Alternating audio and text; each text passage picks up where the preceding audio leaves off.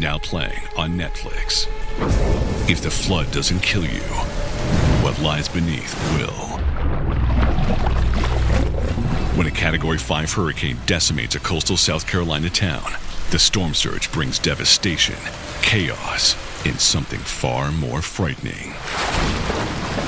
Hungry Sharks. Thrash is now playing only on Netflix. Thrash is rated R. No one goes to Hank's for his spreadsheets. They go for a darn good pizza. Lately, though, the shop's been quiet, so Hank decides to bring back the $1 slice. He asks Copilot in Microsoft Excel to look at his sales and costs and help him see if he can afford it. Copilot shows Hank where the money's going and which little extras make the dollar slice work. Now Hank has a line out the door. Hank makes the pizza, Copilot handles the spreadsheets. Learn more at m365copilot.com/work. Ignition sequence start. 6, 5, 4, 3, 2, 1, 0. All engine running. Liftoff.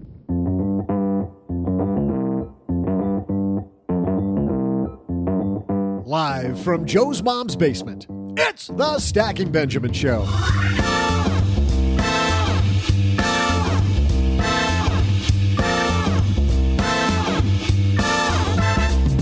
I'm Joe's mom's neighbor, Doug, and on today's show, we're talking about money gurus and the lies they tell. Well, I'm not lying when I say we've got a great list of contributors to help us today. First, from Mama Fish Saves, we welcome Chelsea Brannon.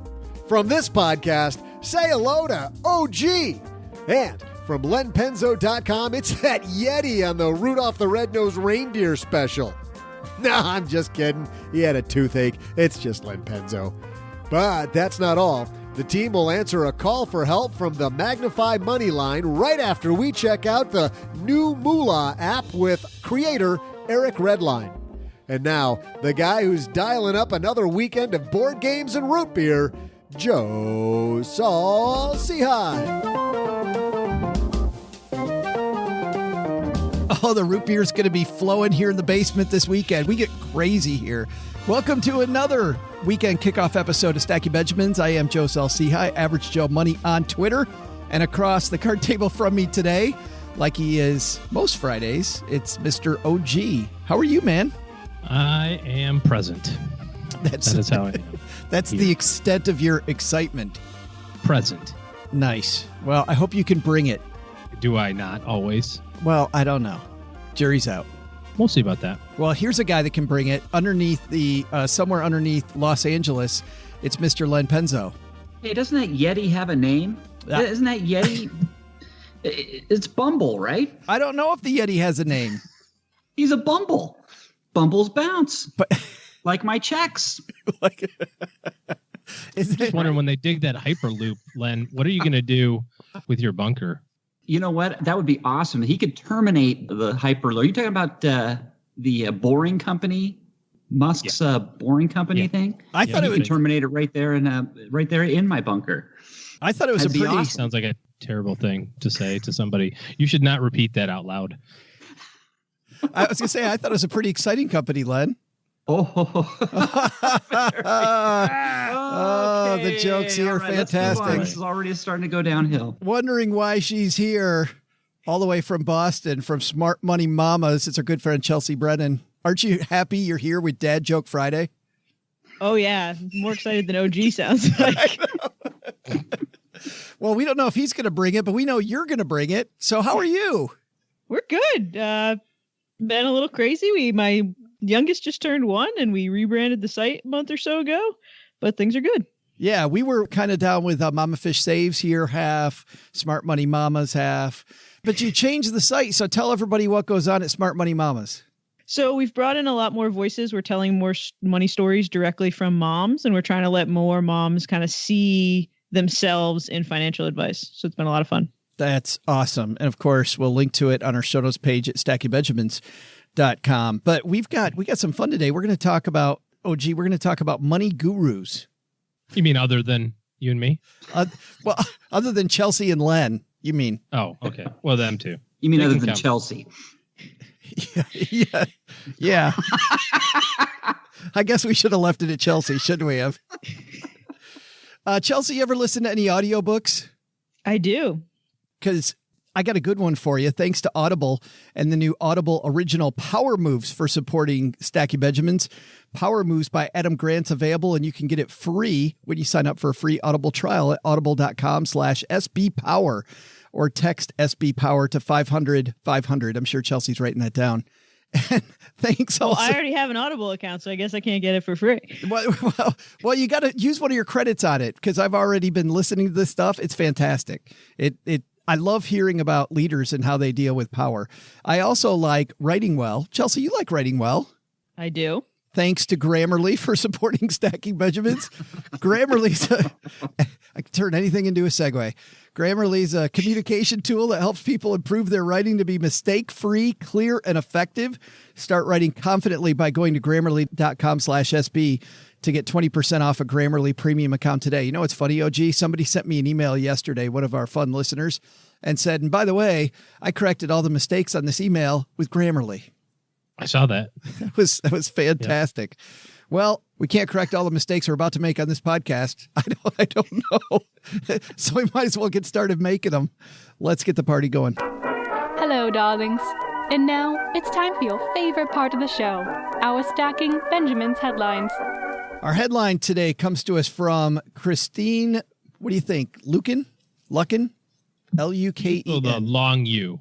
I'd say it's Luken. I'm going to go with Luken.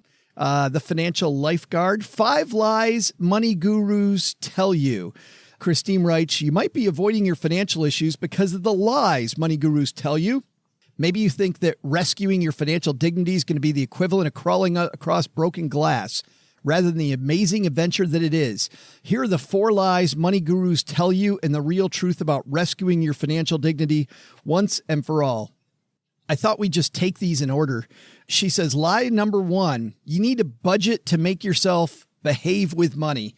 Chelsea, we'll start with you because you're the guest. Do you think a lot of gurus out there talking about you need a budget to make yourself behave? I think a lot of people talk about budgeting as a great place to start and understand where you're spending, but I love that she goes into the truth is just a budget with a different name. Right.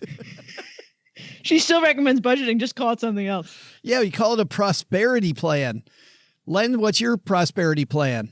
It was interesting. She mentions the prosperity plan, but she doesn't really say so much what it is. If you're going to ask me what my prosperity plan is, I think the closest thing, if I'm following her, it's my strategic, long-term strategic plan. So when I was younger, I did have a budget to try and keep me on balance, keep as a guide to keep my spending in check. But I also have a long-term strategic plan, which we laid out our big ticket purchases over maybe a 10-year period. It was kind of like, and it would be every year we'd look at it and revise it. We still do to this day. So maybe that's what she's talking about as a prosperity plan, maybe a more longer term, a big picture look. That's all I can guess, Joe, because she doesn't explain what a prosperity plan is. OG, were you going to say something? I'm assuming you're going to ask me to say something in a second. So I have all sorts of stuff all ready to go. I just saw you nodding. I was waiting for this. All right. No, I'm participating. All right, this good. Is me, my A game. I'm really trying hard not to go on Twitter right now. I'm paying attention. I'm engaged. And then I get mocked for being engaging. I like this idea, Len, of the big rocks, of looking at the big rocks in your life and not just all the pebbles. Yeah, well, she's talking about motivation, and those big rocks are what, especially earlier on when money was a lot tighter, those big rocks and were goals to shoot for. If that can't motivate you, I don't know what does, to save, to spend wisely for those big ticket items. So yeah, I think everybody should be looking at that, because otherwise, if you're just looking at budgeting, which is really just your day-to-day living expenses, and things can get very monotonous, mundane, and you have nothing to shoot for, right? So, and let's face it, one thing about money is, money is a way to enjoy life as well, but you got to learn how to collect that money over time and do it wisely. So, Len, do you think a lot of gurus are telling people to budget without a goal in mind, to just budget for the sake of budgeting? Well, I think that's the budget. I think everybody says, almost all these gurus will say, hey, you got to have a budget. or at least you should start if you're having trouble. So I do believe there are quite a few people out there that will say, yes, budget, and they don't talk about goals at all. They'll say, what's your income? What's your outgo? And make sure that your spending doesn't exceed your income. And that's it. So I think there's a lot of people that just say that and they don't talk about goals. That's a good point, OG. The goals really drive the budget. Like without the goals, who cares about the budget? Well, I don't even like the word budget to begin with. You like prosperity plan. Yeah, prosperity plan. It's like a diet, and we use it in such a negative connotation. Like, wow, I'd love to, but I'm on a diet. Oh, I can't. I'm on a budget. Like it's some kind of bad thing, as opposed to just thinking about it from a different perspective. While it's still, I guess, technically the same thing, I think it's a little different when you're in control and you're saying, okay, here's it's March 1st. Here's where I'm choosing to spend my money for the next month, and think about it more of a spending plan. And I'm kind of with Len on this.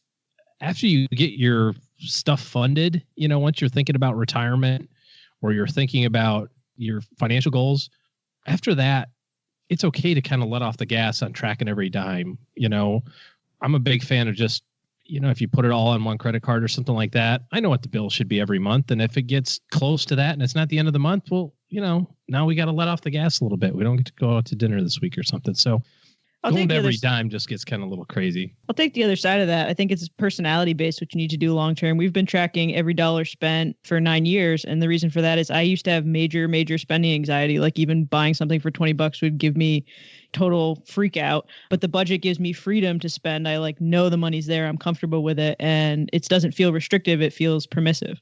Do you have Chelsea, do you have a every dollar or a YNAB type budget, zero sum budget? YNAB since my first internship. Was it really? Yep. I was back when it was on desktop. I've been using it forever. That's awesome. For people that don't know about that type of budgeting, because we just used a bunch of jargon there, tell everybody what type of budgeting that is. So YNAB is based a little bit off the old cash envelope system where you give every dollar a job and you split it out with only the cash you have in hand. So you don't project your budget. You just budget what money is currently in your bank account, and you budget until every dollar has a roll, and then you track every expense. So we've been doing that for years now. How do you get fun in that budget?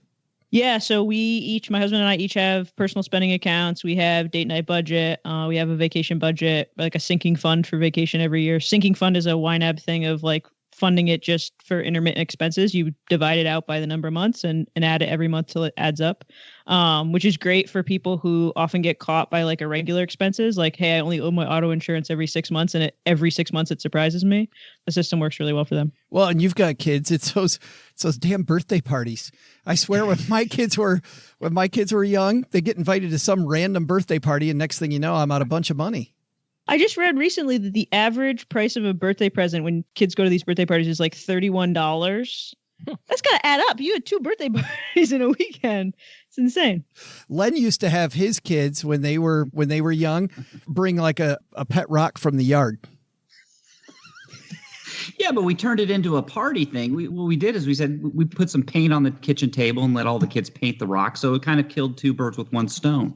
Did you bring it a party hat? Oh, nobody even got that. No. You just let it go across. The plate. It wasn't. I was. You didn't give it. I was looking at. You didn't give it no reaction. You didn't give it time to sink in. Just had to leave it out there a little longer. Yeah. Then you know what happened? After everybody got their pet rock, then Len and all the kids played The Floor is Lava as the game, right? Yes? No? Sure. Whatever you say, Joe. Yes. All right. Number 2 here. Follow this exact formula and get these results. Oh, gee, you see a lot of gurus doing that. You got to follow my ABC plan. See a lot of people who are selling courses do that. I've noticed this a lot lately on Facebook, especially, maybe it's just the community, but a lot of Facebook real estate stuff, videos, courses, come to my seminar. I'll show you the 10 ways to do this esoteric way of buying. So it seems like there's always somebody that's got something to sell. I'm not sure that it's as boring as follow this process. When somebody has a dog in the hunt, I think that you can marketing spin that pretty quickly into follow these exact 5 steps and you too can, Yeah, but let me ask this, Chelsea. They say that the problem isn't the individual diet if you're going to follow a diet. The problem is, as you know, people skip from diet to diet to diet to diet to diet. So wouldn't I rather have somebody follow my exact 10 steps because I know that those 10 steps work instead of jumping from guru to guru to guru to, use it like a buffet? I think the problem is a lot of gurus assume everyone else's lives look like theirs and don't have different money blocks, don't have different budget issues, don't have different demands. And yeah, maybe their exact steps will work, but there's also points where that's just it's going to completely shut some people down. So not opening up, like, what's the strategy, not just the exact steps, like what's the meaning behind it? People get stuck. Len, I've never seen on lenpenzo.com a direct 1, 2, 3, 4, 5, 6, 7. Yeah, no, you haven't. And you never will, Joe. But can I address one thing on here is where she says money management isn't really about math, it's emotional. Well, actually, it is about math, and you've got to make sure that, as we mentioned before, you spend less than you earn. I mean, that's math. Now, I get it. She says it's emotional, and she says scientists have recently proved that humans make decisions emotionally, not logically, but now she's a victim of her own line number 2, where she's putting everybody in the same boat. Not everybody makes decisions emotionally. A lot of people make logical decisions. But she has this example, Len. Her example is Kate and Betsy both overspend on restaurants. Yep. Most money gurus would give both women the same advice, maybe to use cash instead of a debit or credit card, without exploring why they're overspending. So she's talking about lead with a why, which has nothing to do with the math. Well, I get that, but it's still a math problem. So maybe you've got to explain to Kate and Betsy that it's a math problem. And I realize you might have different reasons for overspending, but you have to understand the math. You won't overspend if you understand it's a math problem. You see what I'm saying? So maybe I'm looking at this too logically. Arthur, answered. I think, I was going to say, I think if all this just boiled down to math, we'd all be millionaires. So I think there's maybe a smidge of emotional and not everybody's going to earn $1 million in their lifetime, right? So I just read an article that somebody said if you saved $1 every day from the time you were born and you turned 66 today, you'd have $1 million if you put that dollar in the S&P 500. Instead, if you waited until starting it at age 10, so really not that far, right? 56 years instead of 66 years, you have $480,000 over that same time period. Yeah, I've seen the same thing. Yeah. So if it's just mathematics, then everybody and their brother would just say, well, it's $1. Now you're talking about investing versus overspending, right? And she's talking about overspending. Overspending is not rocket science. It's quite simple. You don't overspend. You don't spend more than you earn. Yeah, but there's I have very personal experience that suggests that that is not a math issue. Well, okay, but it is. It's a math. It's math. Well, no, but I think the engineer in me you're looking at it. It's a math problem, right? But Chelsea, don't you think there's a middle ground where you need to get at the emotion first to get to the math problem that Len's talking about?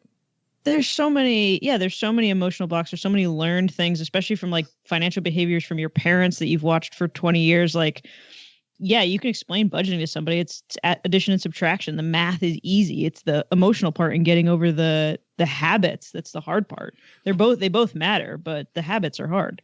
I will say this though, Len, that sometimes when I was a financial planner and OG, tell me I'm sure you do this too. Probably not. I would take out my calculator, and the best way to affect somebody's emotion is show them the math of how badly they screwed themselves with the last thing. Like show them the direct result on my calculator of this is how much we messed up last time. Do we want to do that again? And once I showed them the math, this thing they thought was a little problem, and then they found out it was really compounded, was a big fat problem, they weren't as likely to make that move again. Yeah. Look, I'm with you. Look, if some people can't think logically, they think emotionally. If that's the case, then you got to go to plan B, right? But there's not everybody thinks that way. There are people who take things logically. I'm one of them. I know lots of engineers. At least another one. Lots of engineers who they're robots. They think logically, and that's just how they handle things. My point is, not everybody has to be handled emotionally. There's a lot of people that you show them a math problem, a simple math problem, and the light will go on. My neighbor is an engineer and an ex-Navy nuclear sub officer, and he is in massive debt, and I can't get him to understand budgeting no matter how many times I explain it to him. So I don't know if they're all so black and white. No, it's not. But I'm just saying there are people who are logical. My point is there's not everybody is emotional. Part of it. Which also, but getting away from the Navy. In all fair disclosure, because Chelsea's like, whoa, that was a shot across the bow. Oh. I was a Marine, so I get to say that, Chelsea. My uncle was a general in the Air Force, so he has similar feelings about the Navy. Yeah, okay. I had an uncle that was in the Air Force, too. Yeah, direct your hate mail to og@stackingbenjamins.com and Chelsea. We haven't even got to the Army yet. Smart Money Mamas. Let's go on to number 3 before before Len explodes. I won't explode. No, I'm absolutely fine. You're logically not going to explode. Exercise your willpower to save money and get out of debt. And I actually had a personal issue with this one. I was on stage at FinCon interviewing David Bach. And I said to David Bach, it's all, staying away from lattes is all about willpower, isn't it? And he's like, it's not about willpower at all. It's about systems. It's about taking the money out of your hand. It's all about systems. Chelsea? The willpower's got to be part of sticking to those systems. Once they're rolling, it's good. But you read like Atomic Habits, which I'm forgetting the author right now. He talks about when you're setting up systems, you got to make it the easiest path, because otherwise that willpower's hard. James Clear. There you go. OG, willpower versus systems. My favorite quote about this has to do with it says something to the effect of, you are 100% disciplined to your existing set of habits. So you're already really disciplined to things. You already have really strong willpower with certain things.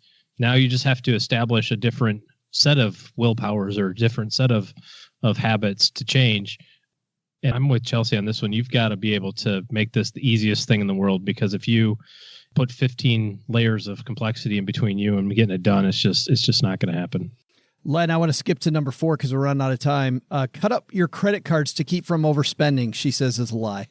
Well, I think it definitely helps some people if they don't have the willpower, and those credit cards could be a big temptation, right? But that being said, you could put that cash in your wallet then, and that tends to go easily too if you've got the cash in your wallet. So that kind of goes back up to number 3 again. It all depends on your willpower. So, and everybody's different. This is, like I said, this personal finance that really cracks me up is everybody's different. So none of these rules can apply to everybody. Do you think, Chelsea, that let's just go to the heart of the article. Do you think that gurus are liars, or it's popular to say that gurus are liars? I don't think they're liars. I think they tell the story that they know. And once again, it's personal, and it's not going to apply to everybody, but I don't think anyone's out there intentionally lying to consumers on how to get better with their own finances. Oh, gee, would you hear like a money guru, Dave Ramsey, Susie Orman, David Bach, whoever? I love all those people. They're my peeps. You think there's some lying going on there? Oh, no, not lying. That's a pretty strong word. I think that everybody is really good at the thing that they're really good at. And those people that you mentioned there in particular, and certainly there's hundreds of other examples, know that they're really good at the thing that they're really good at and have done consistently well for themselves and for their businesses. And they continue to do really well for a lot of people. We will say like, a Dave Ramsey or something like that, his ardent disdain for credit cards, Now, he may or may not actually believe that to his core, but it served him so well that there is no chance that dude's pulling out an American Express card anywhere. Like, it's just not going to happen. No matter, if he spends $30 million a year, he could be getting 30 or 50 million membership reward points and have $500,000 a year free travel. That's what I would do. But he's reaching a certain group of people that are his people, and he's doing a lot of good work for those people, just like Susie Orman and just like David Bach and all of the other people that you mentioned there. So I think where it gets into trouble is when someone says, my way is the only way that works, and that way is the incorrect way. It's like there's a lot of people who became wealthy and successful using David Bach's method, and a lot of people with Susie Orman's method, and a lot of people, following your financial planning advice. So there's no specific way to do it. It's unique to you individually. I'd love, though, to see like a YouTube video of Dave Ramsey getting busted, bringing out his plastic at the Taco Bell. Please, God. Wouldn't that be fun? Happen. He's at Taco Bell, whips out a Centurion card. He's like, he doesn't even have just like a green card. He's got like a $10,000 annual fee one, with the personal concierge. Please, Lord, make that happen.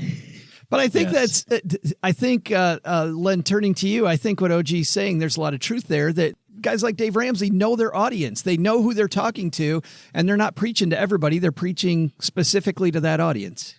Absolutely. Yeah.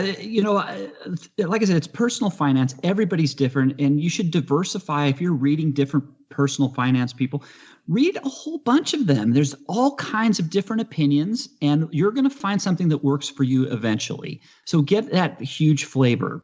I tend to be, probably people look at my blog as being more, I'm a hard ass, basically. So I always put it back on the person. It's on you. As you could probably tell from this conversation we've had, where I talk about logical and how simple it is. And, that's my opinion. And I'm going to appeal to the people who, there's people who are going to agree with that, and there's people who aren't.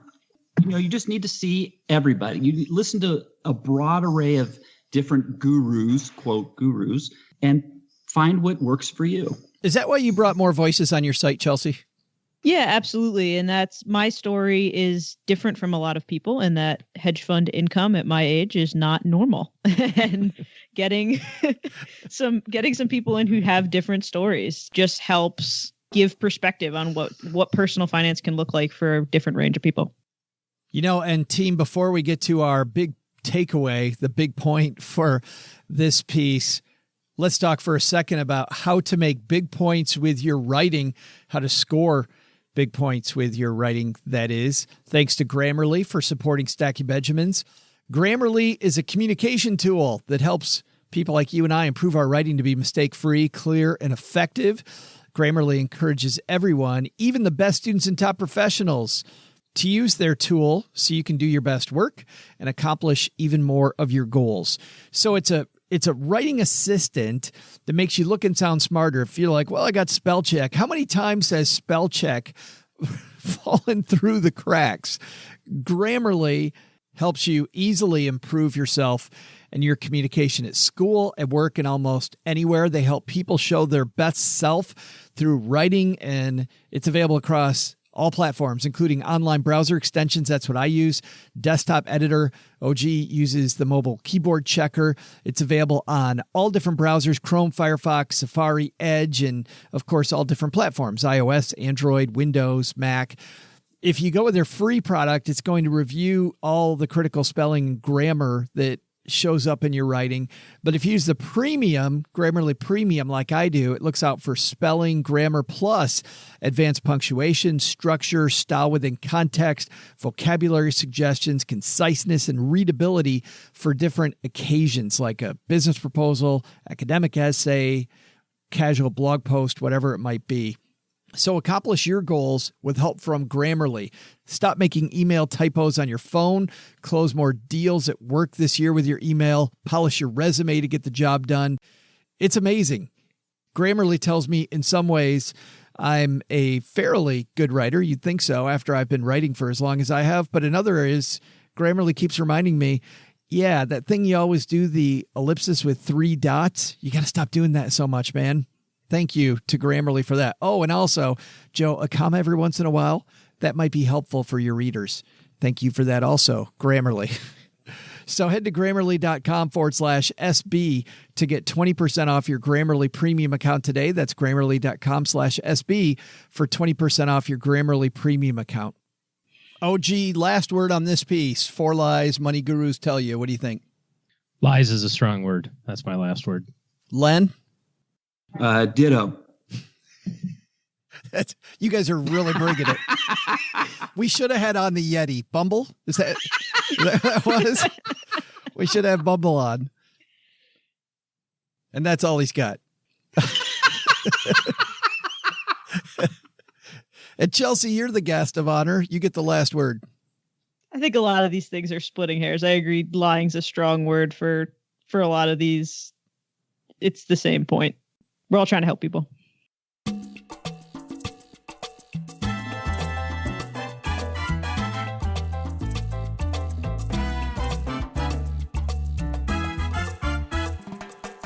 As you know, we always get excited when somebody in their 20s writes to us and says, hey, I've got a question about my finances, or I'm worried about starting off on the right foot, or what do I need to know?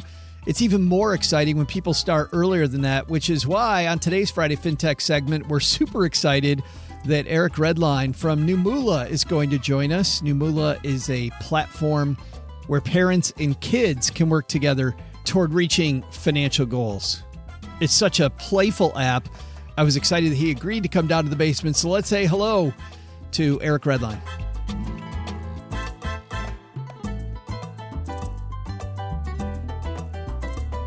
And coming down the stairs from NuMoola, it's our good friend, Eric Redline. How are you, man? I'm doing well, Joe. Thanks for having me. Love the basement. Happy to hear Mom's doing well, and love the decor. Well, thank you.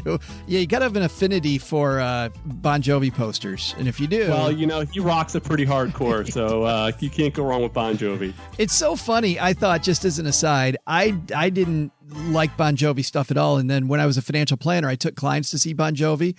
And then I totally got it. Like, that guy just understands his audience and completely caters to them, which it's cool because this audience that you're catering to, there's not a lot of people catering to this audience, young people. Let me ask you this. Did you not see enough things in the marketplace when you decided to create NuMoola, or was it you saw an opportunity? Tell me how it started. Yeah, I'm father of 3 boys. I got a 6, a 4, and an 8-month-old. So my 8-month-old, you know, he's a financial genius, so he'll be fine in life. But now a few years ago, my grandfather was up in town and wanted to buy my son a birthday present. We kind of said, hey, you have to set a budget because kids just get, you know, so many toys. And we really just want to give him a perspective on you can't just walk into the toy store and buy whatever you want. And what I realized is my son was able to pick up the idea of a budget, be able to look at prices and actually figure out what he could afford to buy. And when I was looking around the marketplace, there wasn't really anything that was getting to that level of teaching kids about money. You know, there's a lot of chore management platforms and allowance payout tools, but there was really nothing focused on the educational conversations that should happen in the household and making it fun. Chores in themselves are not really fun. Paying allowance or getting allowance, okay, that's kind of fun because you're getting money, but then you want to go spend it. And so really the genesis behind NuMoola was trying to gamify and make fun the conversations around financial education that all too often there's a stigma in the household of like, I don't want to talk about money because I don't understand it, or we don't have enough of it, or my parents didn't do it with me. So we're trying to just break down the barriers to having conversations, but then connecting that to actual dollars. Well, that's super exciting. Let's dig in. Tell me how it works. Where do I get the NuMoola? Is it an app? Is it web-based? How does it work? Yeah, we're a mobile platform, and we're live in both Google and the Apple App Store. So you go check us out, download us at NuMoola. Just search for us in the App Store. And the way it works, your parents download the app. The parents are the primary driver of the engagement model. They download the platform, they set up the family, they set up what we call missions, which is a version of chores, but missions are, we think, more interesting, more engaging, not quite the stigma, again, of work. But the idea is then the parents will set up allowance as well, and they can pay out the kids for doing things in the platform. So for completing missions, they get paid out. Parents also connect an external bank account to essentially be the funding source by which they're paying their kids for doing things in the platform.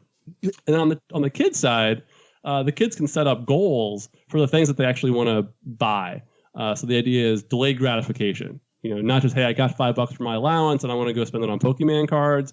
Maybe you want to buy a skateboard or a new bike, or maybe even donate to charity. So the kids can set up goals that they want to save for something that's a bigger ticket item, maybe a bigger experience in their life that's important to them. Let me ask a couple clarifying questions there. If I'm a parent and I set up missions, do I set up just one mission and then the kid moves on to the next mission after they accomplish the first one? Or do I set up multiple missions and Junior maybe chooses between 4? Yeah, that you can set up as many missions as you like. And the idea there is, depending upon what you're trying to have the child accomplish, maybe it's make their bed every morning or feed the fish. That would be a daily recurrent type of a mission. Or you might have them do something that's more one-off, like clean out the garage during spring cleaning, or set up a yard sale, something like that. All those things can be managed through the platform. So we've tried to create a flexible platform that really doesn't lock people into a particular philosophy. We're not trying to force a financial philosophy on families, because we know there's a lot of different ways to think about money. We're trying to create a tool that lets people work within whatever ideals they believe in from a money management perspective. And then if Junior wants to, do they then click that they've got it finished and it's ready for parents' approval? Or how do they? Yeah, that's actually right. Yeah, so they go in the app, they click complete. Mom and dad get a reminder saying, hey, little Johnny has completed his mission for the day, for the week. Do you want to approve it? They can approve it or they can reject it. So if they didn't live up to the standards that mom and dad have set out, hey, you didn't do the military corner tuck on the bed, go back and try it again. Little Johnny would have to go back and do it again. But then once they would approve it, then instantly they get paid out into the child's savings account. I was speaking with my co-host on another podcast, Money in the Morning, Bobby Rebel. Her son is at the age where a lot of other kids have phones. She's resisting her child having a phone. This doesn't sound like, though, Eric, your child doesn't have to have a device. It sounds like mom and dad can just have the device if you choose. That's right. Yeah, we set it up so that you can actually print out the mission so that the kids can actually have it like a physical piece of paper that they can manage offline. And then mom and dad can manage everything. If the kid does have a device or access to a shared device in the household, they can do it themselves. So we've tried to create a really flexible platform that lets families manage these money conversations, which is really what it's all about for us, to just get deeper engagement both online and offline. You must have seen some fascinating stuff happening with early users that you might not have expected. Do you have any early use stories of things that were maybe surprising to you as the developer? We launched with the more traditional thought of chores and allowance, but quickly we realized that people wanted to use the platform in a broader context. That's really why we ended up moving to this mission idea, because chores has a very regimented, very, like I said, very bad reputation, for families in general, kids and parents alike, and was anti-fun. And so one thing we heard that was a little bit surprising was that just change the wording, just change from chores to missions. And now you're making something that is still work, but making it sound a lot more fun and engaging. It makes me think of like Disney, calling employees cast members, just adds a little flair to it that makes it a much more of a good time. I know that you're not sitting around, that this is it. There's got to be stuff that you're working on in the background. Eric, nobody listens to the show. So if you want to share some secrets about where you're headed next, we'd love to hear it. Yeah, we have a deep and robust roadmap. We're doing a lot of interesting things. Really, our next frontier is building in gamification into the everyday things that people do in the platform. Right now, on the kids side, they can earn badges for doing missions and for saving up certain dollar amounts for goals and things of that nature. But we're actually extending the gamification layer to parents as well. Oh, wow. We really think, hey, they're learning too, and they should be rewarded for being part of the NuMoola ecosystem. Why not? And so they can get free memberships, they can get rewards, cash prizes, things along those lines. That's really the next frontier that we're focused on. And then down the road, we got a whole slew of really cool products and services that'll be coming out in later 2019 and in early 2020. That's awesome. And is there any fee to use the NuMoola platform at all? There is. So right now we're charging a $199 per family per month membership. Okay, and that's directly to that's $1.99. $1.99. Yes, okay. Not $100 and not $200. No, we know we're valuable, not that valuable, at least not yet. So $1.99 every month, and that's just directly taken out of your NuMoola platform. So try to make it seamless and easy, and try to make it pretty low cost for people to get value out of our platform. But I like that too, because it's very transparent how you guys make money. Are there other ways you make money? We do. There's a little bit of revenue share with our banking partner. So the more deposits that we generate for the bank, we earn a little bit of shared revenue on that. But the primary revenue driver is our premium membership model. Awesome. Trying to keep it clear, keep it easy, and people know what we're about and how much it's going to cost them. Absolutely. The app is called NuMoola, NuMoola. And if you're walking the dog or on your morning commute, wherever we got you covered, we'll have the link to NuMoola on our show notes page at stackingbenjamins.com.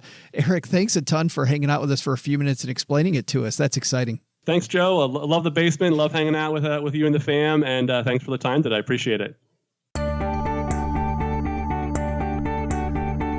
Hey there, trivia nerds. I'm Joe's mom's neighbor, Doug, and I'm craving some Laffy Taffy and Big Red chewing gum.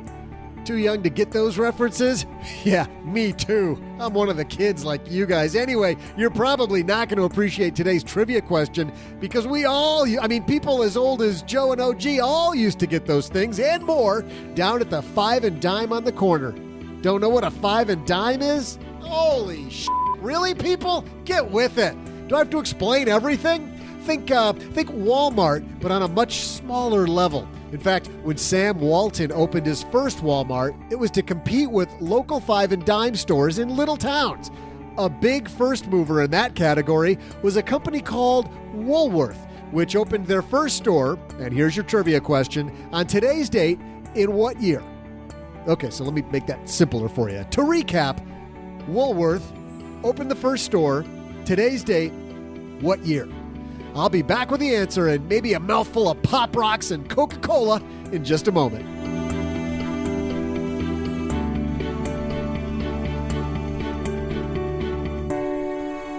Anybody ever done the Pop Rocks and Coca-Cola? Yes. Yes. No. Chelsea has no idea what the hell we're talking about. Nope. This is all gibberish. Pop Rocks. I don't know what Pop Rocks are? Do they still I know make what Pop Rocks are, but Oh, the they do, okay. Woolworth 5 and Dime, you've lost me. No. You're kidding. Oh, my boy. God. Oh, boy. Yeah, it's like Five Below, which is, I was thinking about that the other day. That's going to be the thing that we tell our kids. Like, oh, remember when we used to be able to go to Five Below? And it's like, what was that? Oh, everything was $5 and under. And, 100 years ago it was. There really is a store called Five Below now? Yeah, dude. Yep. Well, I'm still stuck on the I'm stuck on the dollar store. Which I was thinking, I guess like the dollar store too. Yeah, yeah, like the dollar store. Sorry, I'm a little higher class than you. I don't know if you noticed, but we don't go to the dollar store. The dollar store would be caught dead. I don't want to be so pompous as to say, but turns out we really only go to the $5 store, Joe. A friend of mine goes to Costco and calls it the $100 store. Because you never get out of there without less than $100. There's a $10 store at the at one of the local airports. 500. That's airport inflation right there, Len. Yeah, but it's everything in the store is $10. Are you sitting down?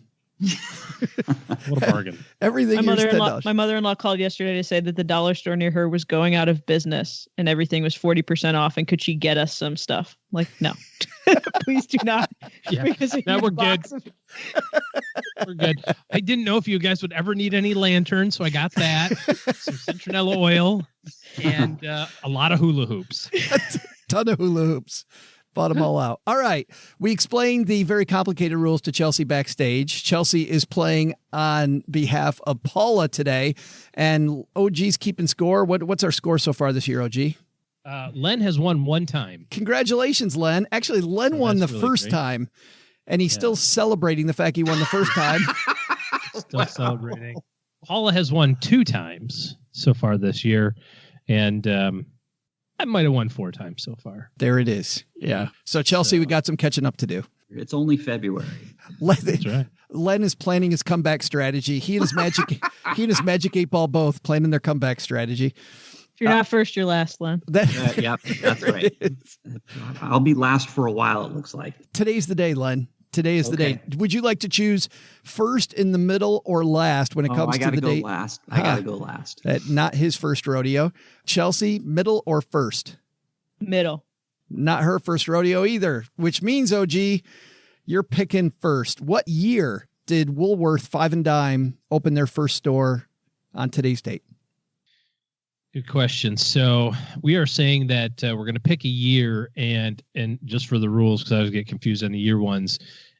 If I said 2016 and they opened in 2017, I hadn't gone over yet. That's correct. You haven't gone under. 2018 would be over. Yeah, would be over. That's correct. Okay. All right.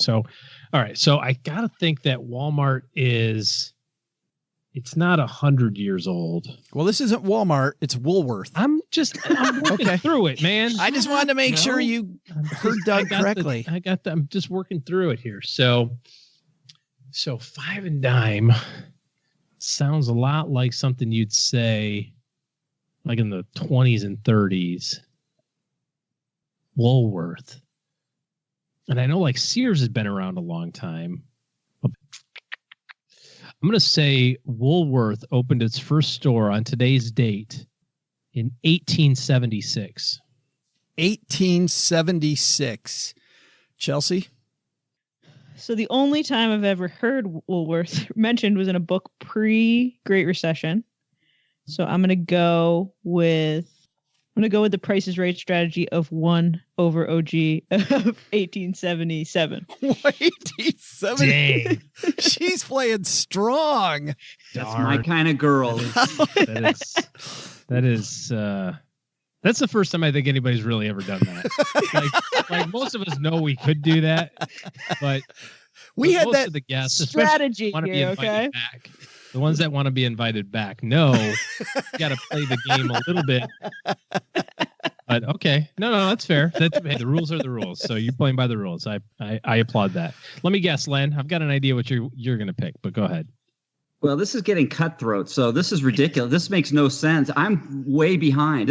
I'm sorry, Chelsea, but I'm going to go 1878 just because that opens up the whole, right? Does that not mean I get everything up to 2017? You get everything. Everything up till 1878. Surprise, Woolworth opened in 2018. 1870.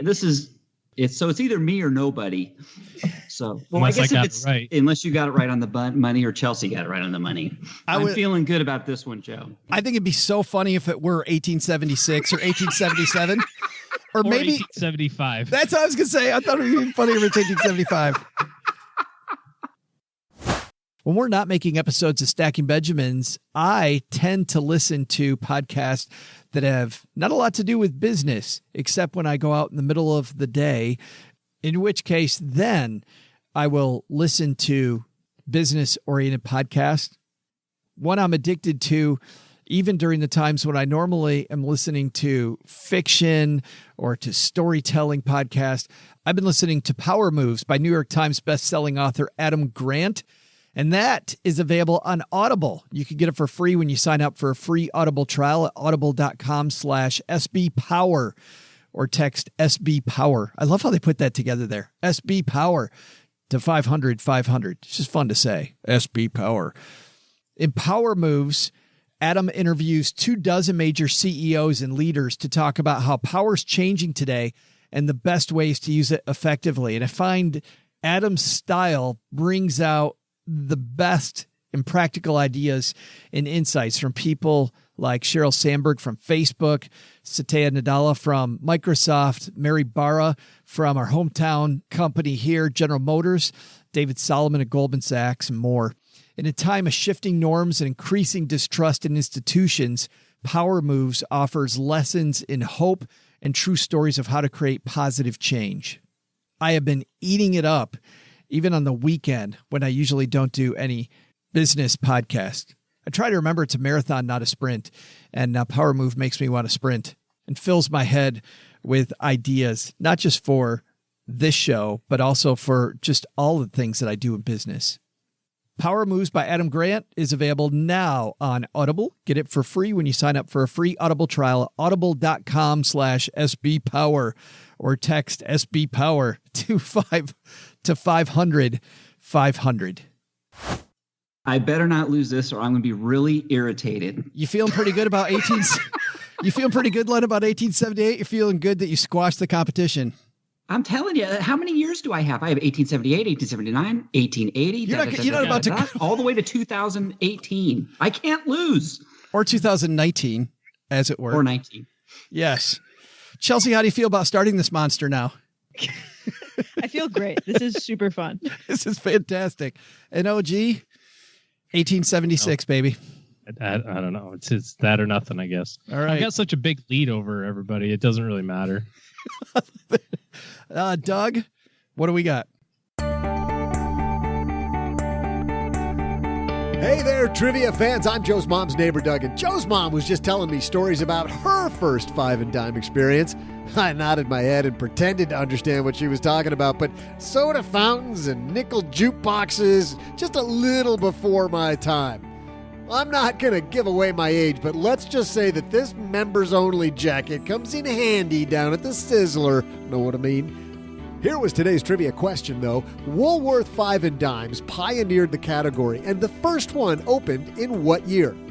If you answered the year Thomas Edison invented the light bulb, you'd be correct. Oh, too obscure? How about the year that the British and the Zulu fought what the British called the Zulu War? That's got to be obvious, right? I mean, everybody knows that year.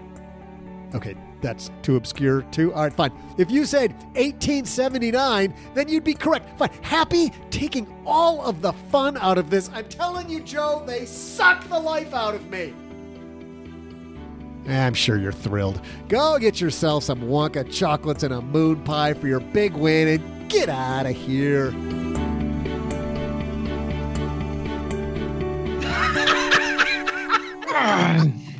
I want to know honestly from the other two people, notwithstanding that I kind of anchored you with 1876 right out the gate. I was going to say just before World War I. I knew it. Chelsea, were you thinking? She's pretty smart. She would get it. She was going to get it. I had no idea I was going to go 1890, which is fun to just go one of you. Yeah. It was amazing. I owe this one all to Chelsea. I owe it all to you. It was amazing to watch you guys. It's like a runway right up to it.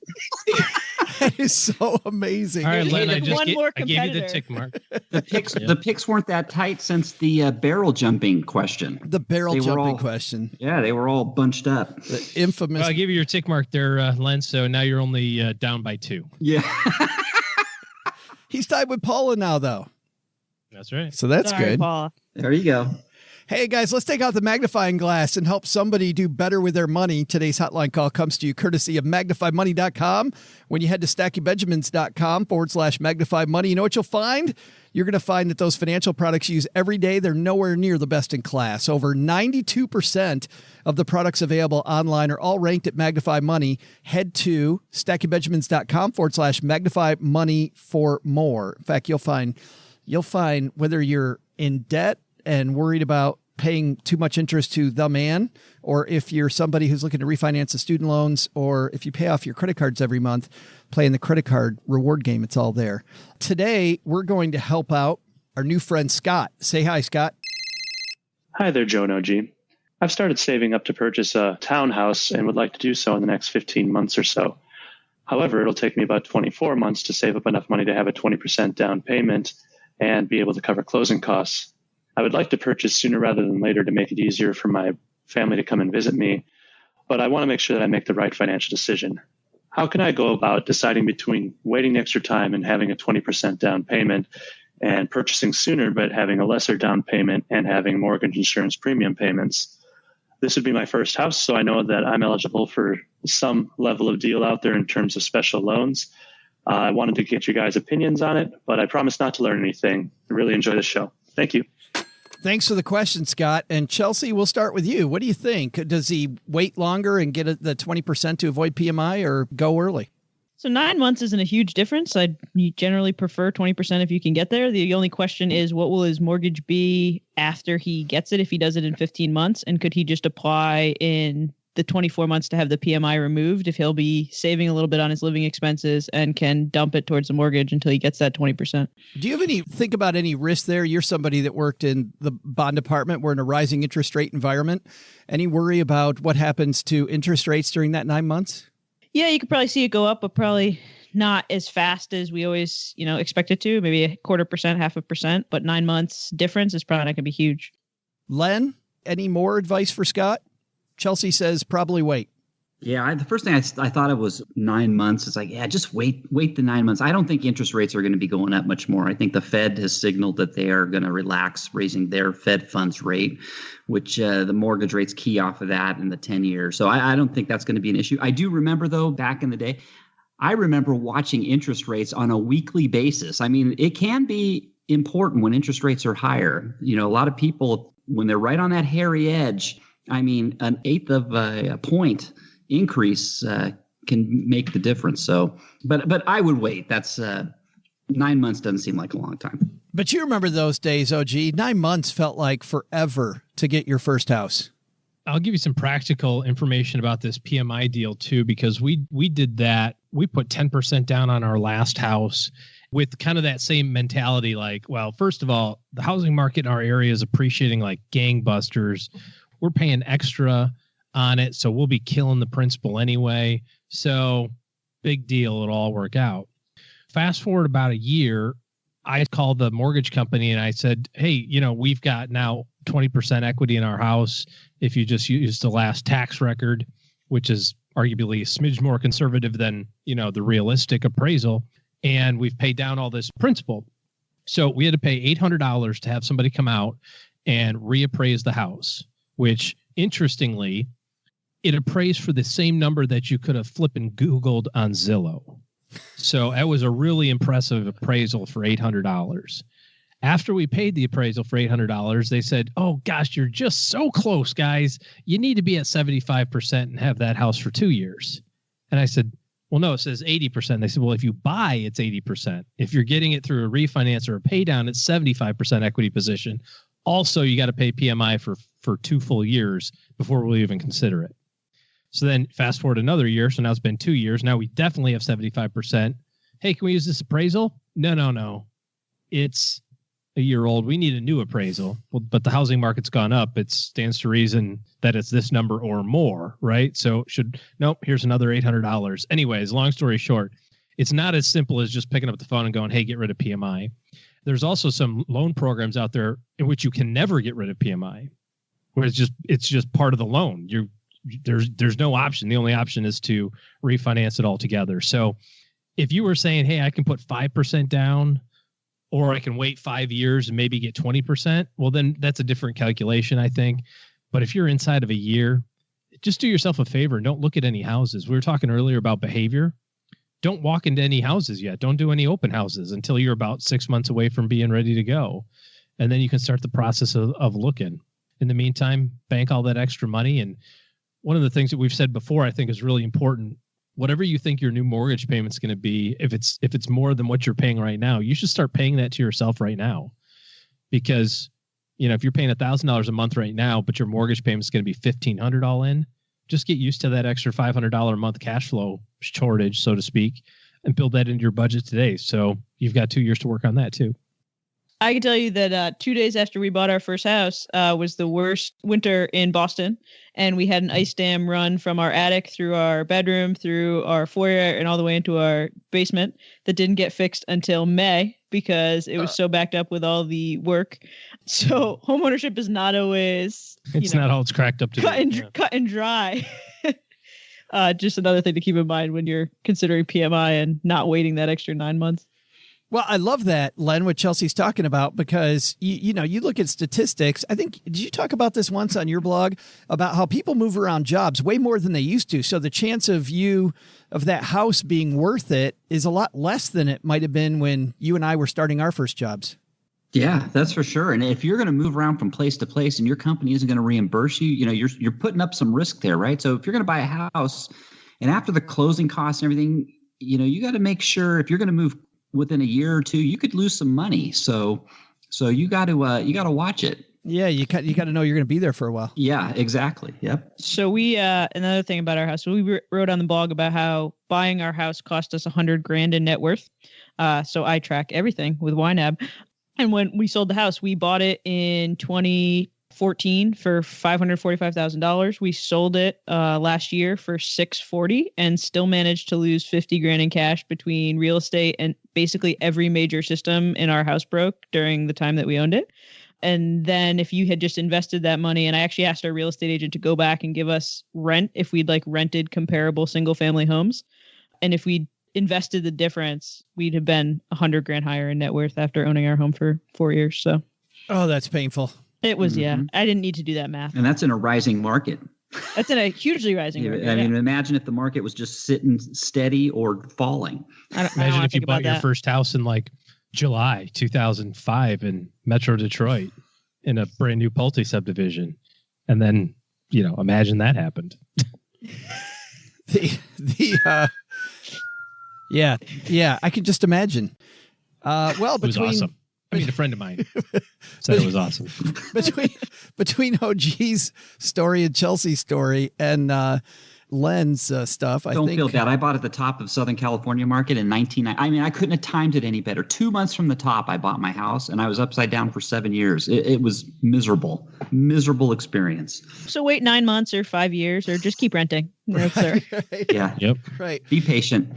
Scott, I think we're on the fence about this. No, I'm kidding. If you've got a question for the show like Scott does, head to stackingbenjamins.com/voicemail. And Scott is taking home a Greatest Money Show on Earth t-shirt. We'll be sending him a code here shortly for that. All right, that's going to do it for today, guys. So let's talk about what's happening where you live. OG, any big plans this coming week? Big thing going on today and tomorrow for me. My after-school activity has a little bit of a get together, so to speak, a meeting. So I'll be doing that. It's starting to ramp up again for a period of time. So I'm excited to get back into my after school activity. Awesome. And Len, I am headed to see the Detroit Red Wings play hockey tonight. Awesome. I know it's going to be great. But you're bringing an octopus? Just to throw something to throw on the ice? Yeah. There's lots of things I've considered doing, but that was never one of them. I'm like, okay. Yeah.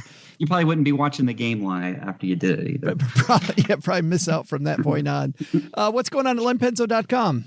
Well, let's see. I got something on smart menu planning. I'm sure everybody's just interested on how Len Penzo does his smart menu planning. So come on by if you want to see. Hey, I'm saying I listed what I'm eating for the next 2 weeks.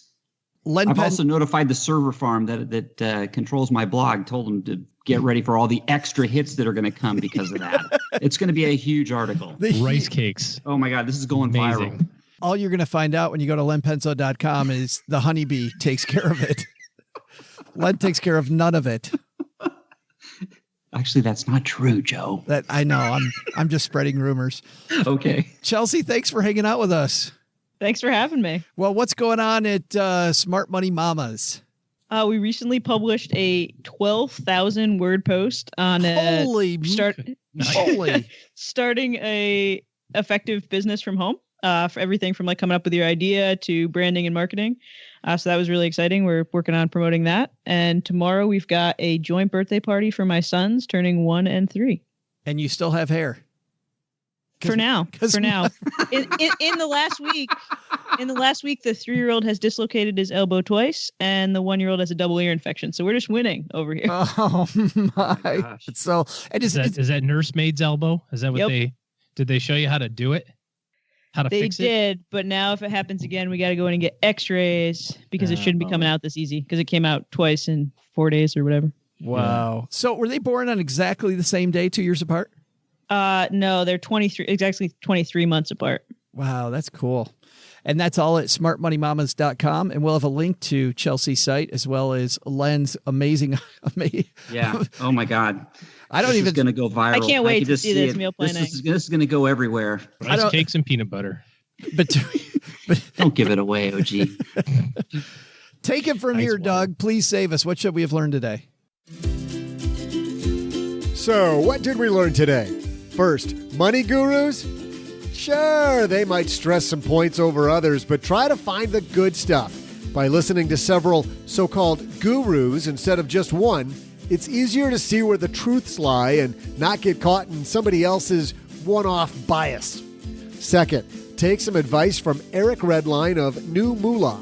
Gamifying kids' chores can make them fun and make teaching money easier for mom and dad. But the big lesson? Don't tell OG about Pop Rocks and Coke. That guy's hogging them all now, and he's foaming at the mouth like he's some kind of stray dog. Come on, man! Special thanks to Chelsea Brannon. You can find more from Chelsea at her site, smartmoneymamas.com. Another big thanks to Eric Redline. You can find more from NuMoola at their site, NuMoola.com. That's spelled NuMoola.com. And of course, through our show notes at stackingbenjamins.com. And special thanks to Len Penzo from lenpenzo.com. This show was created by Joe Saul-Sehy, produced by Richie Rutter-Reese, and engineered by the amazing Steve Stewart. Online, visit us on Twitter at @SBenjaminsCast or on our Facebook page. I'm Joe's mom's neighbor, Doug, and I'm pretty much the guy in charge of everything around here. Trust me, this well-oiled machine didn't get like this all by itself. SB Podcasts may receive payment on the show from sponsors and guests in the form of books, giveaway items, discounts, or other remuneration. There's no way you would take advice from these dorks, but like Joe's mom always says, don't take advice from people you don't know. This show is for entertainment purposes only, and before making any financial moves, consult with a real financial advisor.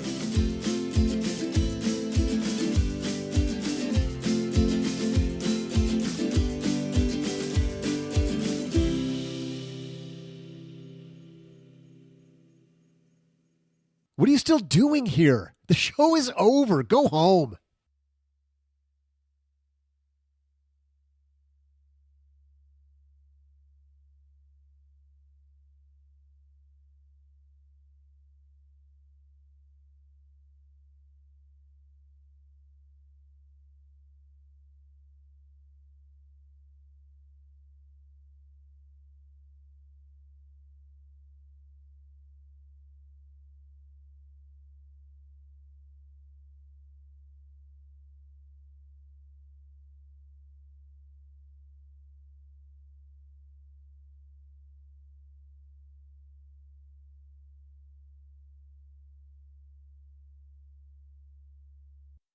Wikipedia says 1878. And I think in Doug's thing, you said 1879. It's 1879. I have it. What Wikipedia says. Well, I win no matter what, right? Yeah, you do. You do. I still win, don't I? Right Yes, on the sir. money, or Yeah, but you're right on the money. That's my point, is that it's even better. But Okay, good. All right. Well, I'm not going back and changing it. Somebody wants to complain about that. Like, holy crap. Joe, I'm a 1-star review. I wonder if anybody's going to write in and actually check that. Yeah. Recently on the trivia, the Stacky Benjamin show, I can totally see that 1-star review. somebody just go edit the Wikipedia post. That's right. That's probably easier. Don't believe everything you read on the internet anyway. Edited by Average Joe Money. Yeah, and make the verification the Stacky Benjamin show. The Stacky Benjamin show? Yes, that'd be awesome. Thanks again, that was your Jesse. after show, by the way. Oh, Also, that was video our you after sent show. for the after show was disgusting. Wasn't that disgusting? I know. It was so See you, Len. bad. Bye. All right. We'll see you guys later. But that was your after show right there. That 20 seconds was. of us I know. arguing about the trivia. Steve just heard it. Make it happen, Steve.